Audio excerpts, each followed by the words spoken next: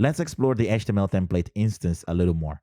For this example, I'll create a loading template, then I can render it. Check in the browser, it is just saying loading. The reason I'm showing you this is because the HTML template instance has a method called replace, which we can use to lazy load things or simply replace DOM elements or templates. To show you that, I'll add a set timeout for 2.5 seconds. Inside, I'll create a content template with just a paragraph with lorem ipsum text. With that, I can call the replace method and provide the loading template. If we check this in the browser, we can see the loading text, and 2.5 seconds later, we see the lorem ipsum paragraph.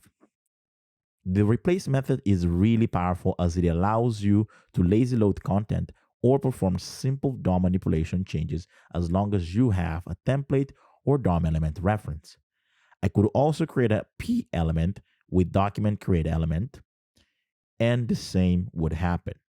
This is because the replace method can take a DOM element or a template as the target to be replaced. We will talk about lazy loading content later, and when we do, know that is all about the replace method. Explore this method and imagine all the cool things you can accomplish with it.